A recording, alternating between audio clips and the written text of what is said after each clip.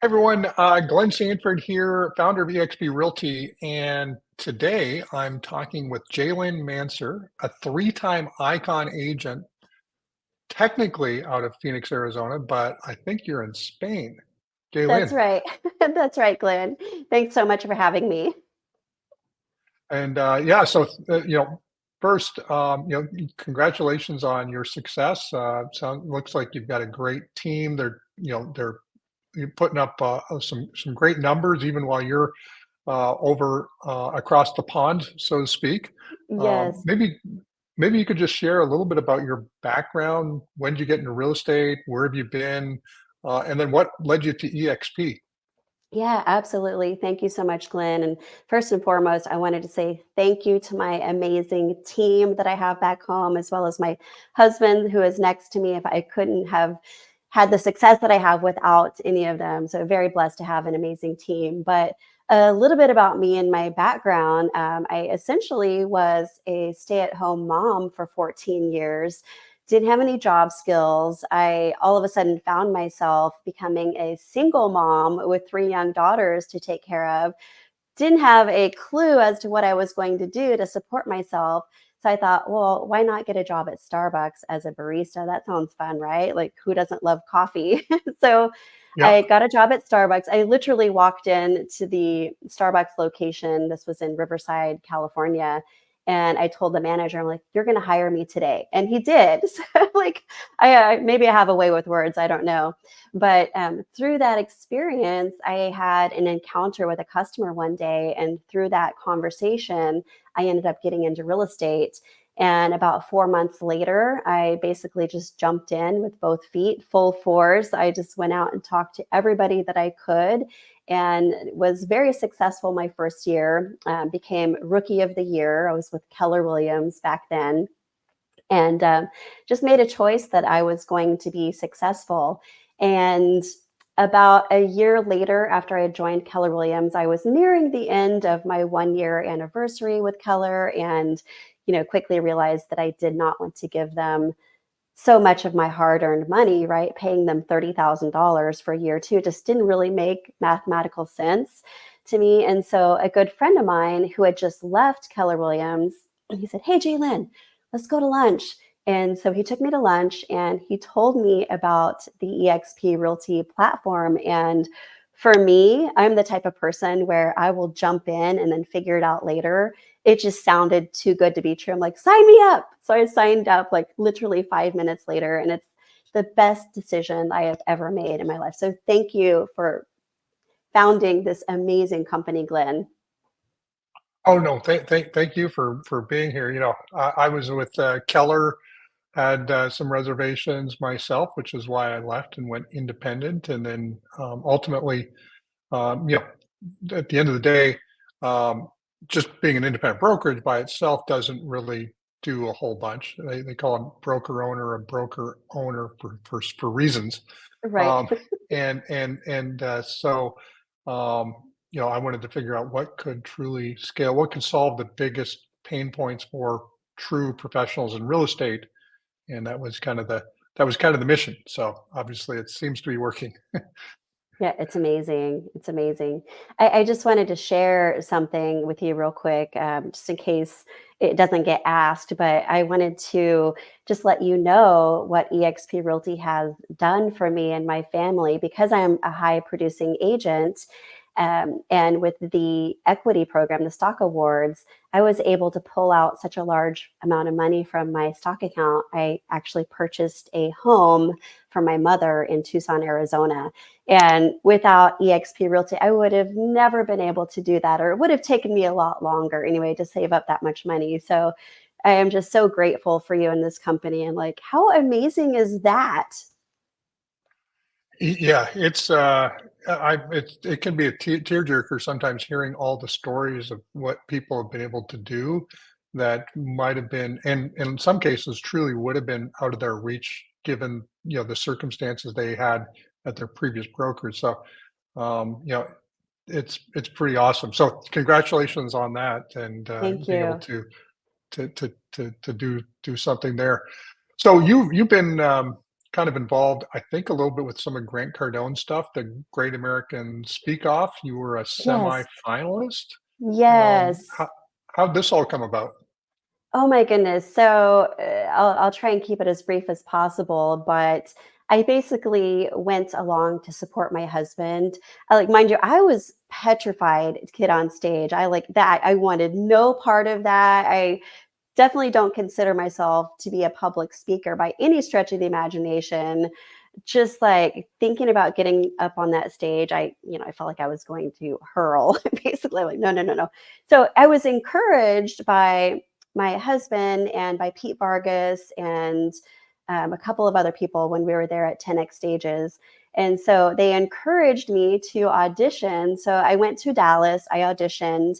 I didn't make it to the next round, but I had the opportunity to go audition again in Atlanta because by that time I had gotten the experience and it was very exciting actually. I'm like, okay, I think I can do this. I can do this. So I went to Atlanta and then from there I got called to go to the semifinals in Miami and it was just such an amazing experience. I remember Pete Vargas. He called me up. I can't remember how many people were in the semifinals. I think it was like 13. But then they had like a last call or whatever you call it. And so he was like, "Hey, where's my Bartista?" And I think he was trying to say barista, I don't know. And so he called me up as kind of like a last chance audition. And so that was just such an amazing experience. And I have some great footage from that. And now I have a lot more confidence speaking in front of people. So it was truly amazing. So the fact that thousands and thousands of agents will be listening to this podcast doesn't give you any nervousness at all anymore. Oh yeah, I'm a little bit nervous. Like just to be quite frank, I'm a little bit nervous. I'm sweating underneath here. Oh, it's all good. It's just a conversation we're recording, and then some people might see it or listen to Maybe we'll see. it. There you go. There you go. So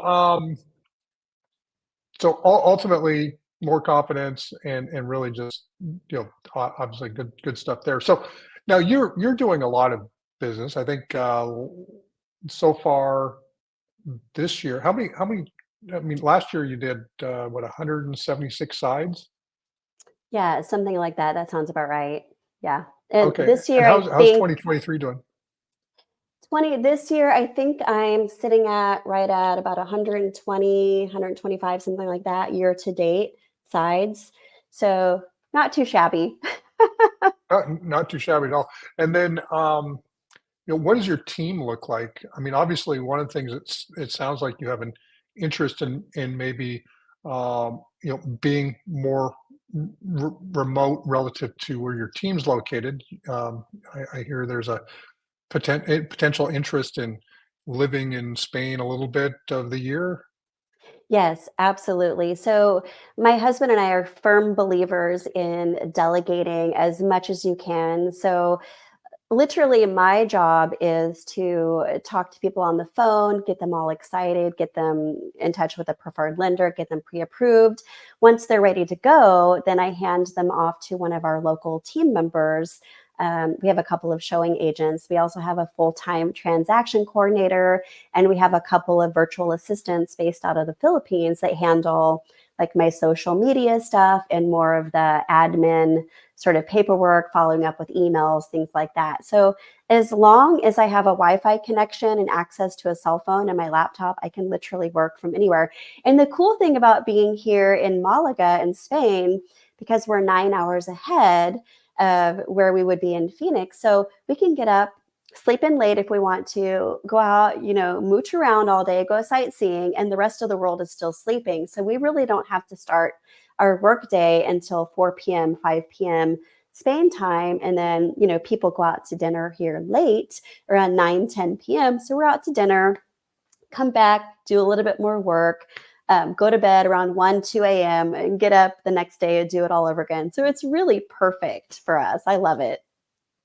Oh, awesome. So you're during the day in Phoenix. I mean, you're working the phone just like normal. You're connecting various people in the workflow, and so and how long have you been doing that?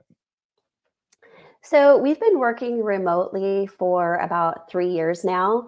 With the recent real estate, I don't want to call it, what do you call it? It's been different. It's been a lot slower than it has been in years past, right? Because of interest rates going up. So I would say, the first year that we started doing it was like, it was more like practice. We weren't necessarily out of the country, we were more local. It started out, we were selling business from California, helping people get into homes in Arizona. So it was a very short jaunt. It was about a 5-hour drive. So it started with that, and we just slowly started expanding further out. And people that we talk to up front, they already know that we are a team, so the expectation is set up front. It's like, look, you're not going to be dealing with me throughout the entire transaction. You're going to be dealing with Erica to go out and look at homes. You're going to be dealing with Katie for paperwork, and this, so they understand that, and they appreciate the fact that we're one cohesive group. Oh, awesome. And how do you work with your team? Do you have a CRM that you prefer? Well, I'm sure you do have a preference, and probably not even just a preference. It's probably more than that. But what do you use for managing all of your business contacts and keeping notes and setting up action plans and all that type of stuff? Yeah, that's a great question. And I'm notoriously not great at using my CRM, but I will say that KV Core is amazing. It's very robust. There are so many tools available. And so I would say that's the majority of what I use for keeping in touch with people. And we do have a system in place where, for instance, one of my VAs will go through my emails constantly and respond to leads. And she has like a formatted template. We could probably get things set up a little bit more efficiently, and it's still a learning process for us. But I will tell you that KV Core, I started using KV Core, by the way, ever since I was in real estate, even with Keller Williams. Back then, I was paying $400 a month for it, so quite a bit of a difference there. But yeah, it's absolutely amazing. So on that note, I think I'll have one of my other VAs kind of go in there and do a deep dive and learn how to use it properly, because I'm clearly not using it to its full functionality.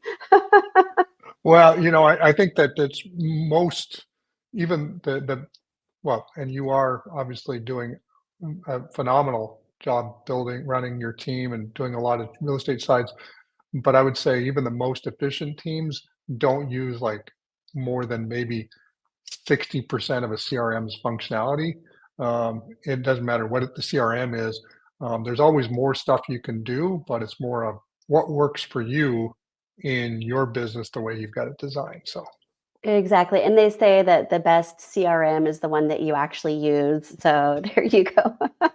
there you go. So now, what are your lead gen sources? Where do you generate leads? I mean, and being running the team remote, does that impact your what you can do for lead gen? So the majority of our leads come from our existing listings that we have. I have a lot of rental listings, and our team, we work primarily with renters, and we work a specialized lease with right to purchase program through Home Partners, which is now ultimately Blackstone, the largest private equity firm in the world. So I've been working with them since 2017. So that's our primary source of business right now, I would say. But yeah, we don't, at this point in time, we have not had to do a lot of outsourcing with lead generation, other than we do have a preferred lender that we work with, and he's got a Google pay-per-click ad. And so he's got a lot of those leads routed to us and our team. And so we'll take those leads and convert them either to a buyer or get them into the lease with right to purchase program, something like that. So um, being abroad in Spain, I would say that it hasn't really affected the lead generation whatsoever, because we do have a constant stream of leads coming in already from those rental listings that we have. So it's been pretty sweet. Awesome, awesome. Well, last question. So, if you could give one piece of advice to an fellow EXP agent, what would that be? So, my one piece of advice is to find something that you're interested in, not necessarily passionate about, that's something that you enjoy, and like kind of a niche, so to speak. And like just really dive in full force and focus on that one thing because I've seen so many agents out there, they're trying this, they're trying that, and they're trying everything. And so they're kind of like a jack of all trades and a master of none. So, myself and my team, we've become a master of working with renters and converting them into homeowners. So that's our specialty, that's our niche. So that's what I would recommend. My one piece of advice to EXP agents out there: focus. Focus. There you go. There you go. Well, and my old marketing mentor was like, try enough until you find one thing that works phenomenally well, and then just go on that. So, kind of Yeah, similar forget about the advice. rest. Exactly. Yeah, it's so good. So, Oh, go ahead. oh, good. No, I was just, I think just getting ready to wrap up here. That was, first, thank you so much for spending time with me today, JaLynn. And Obviously, there were some great nuggets here. And well, how would somebody reach out to you or learn about your business? Yeah, absolutely. So, for all of the EXP agents listening, you can find me on Workplace. Hit me up on Workplace Chat. I'm on Instagram, JaLynn Manser, the J Group. I'm also on YouTube under JaLynn Manser Shaw. Um, my phone number, if I'm allowed to give that out, is 480 Sure. 382 2973. You can just Google my name. You can find me pretty much everywhere. Awesome. Well, great stuff. Jalen, thanks again for being on here, and thanks everyone for listening to this podcast. And with that, it's a wrap. Thanks, everyone. Thanks, Glenn.